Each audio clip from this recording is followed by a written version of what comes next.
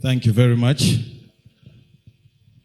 I'm honored to be here, and I'd like to thank the organizers for giving me this opportunity to share a few words. The bad thing, when you come late, everybody has spoken the wise words, and you're left to say whatever you can.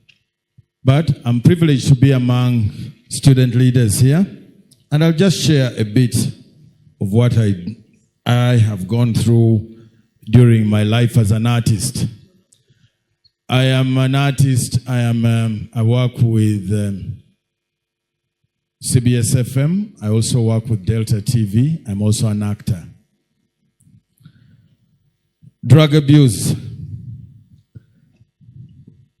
We have heard sad stories of celebrities and ordinary people dying due to drug overdose. We are also aware of several efforts to lessen, if not eradicate, the whole vice, because of the crimes associated with it, but also because it destroys entire communities. Therefore, we can conclude that drug use is indeed a serious problem that we as student leaders can help individuals who are hooked on illicit substances, and we can do something about it. As student leaders, the first thing we need to know to help our addicted loved ones is to fully understand the effects of illicit substances on a person's mind, body, and life. Because these people might think that alcohol and drugs are fun. That's why they can't stop themselves from using it. We must make them realize that although these substances give them that instant high, the long-term damage is quite serious. I have a few friends that we are trying to work and change their minds, and they've been through rehab, and it's not that easy, like the doctor just said, to stop. So don't start. Urge your friends not to start, because I know I have 4 people I am dealing with as artists, and it's not easy to make them stop, because it gives them that instant high and they feel it's the only energy they need to proceed, yet it just keeps destroying them. They think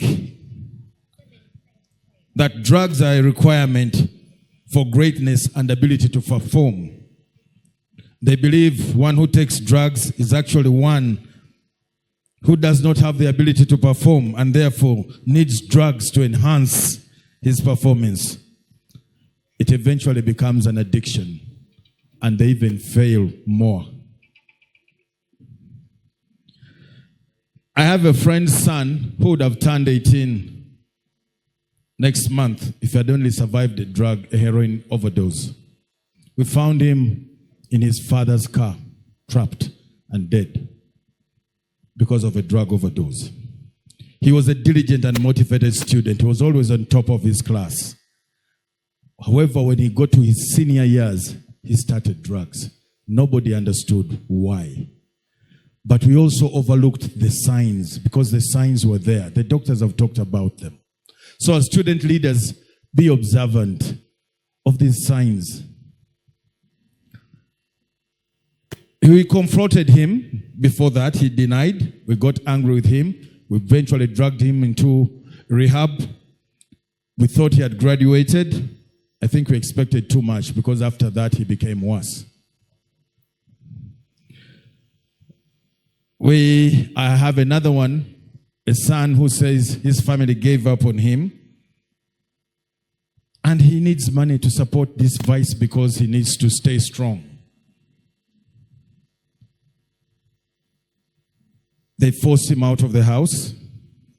It's only his mother who was there for him. Right now, he says he's not sure about life, and the only thing he wants to do is get drugs to keep alive.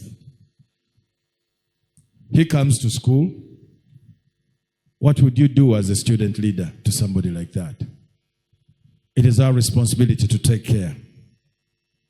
Don't let our friends end up as these characters that I've just said above here. True, drugs can enhance your energy, and you can do extra things that can give some short-term satisfaction. but the long-term consequences outweigh the small ones you started with. Diego Maradona was one of the best icons in football. But I was listening to his doctor during testimony on inquiries why he died. And he said Diego Maradona had acquired a license not to stop at traffic lights. You know, he was so popular. And he acquired a license not to stop at traffic lights because everybody would hug him if he stopped. He was so good. But the problem was his coach. His coach told him, "You have everything, Maradona, and all the skills I could ever give you. You just lack a bit of strength. Try some drugs." It slowly became, and that's how Maradona started drugs. It eventually became an addiction that would lead to his death. It all starts small in the dormitories. I want to stay awake for long. I need to do this, therefore I need to take some extra substance. These are things you must be able to look at. Drugs have ruined entire lives. There was a case for you who know the lady in Blue 3. You know her. I won't mention the name, but since you are young characters, you know her. Fame got to her, and we had to drag her into rehab. Cindy, on the other hand, was the youngest of them all. 15 years later, doing a reunion, they had to rely on Cindy because she was perfect, didn't take drugs, to bring up the Blue 3 and give them the performance that they deserved. So it takes 15 years. It took that girl more than 15 years to get back to normality, and it was not easy. So as student leaders, the doctors have advised, I'm not a technical guy, I'm just trying to give an experience of how I work with artists, how we go with them, what they feel, why they take these drugs. But at the end of the day, I would say one thing. Drugs ruin your health, your career, your family, your friends. It is up to us as student leaders to stop the vice. Thank you. Thank you so much, Mr. Abe.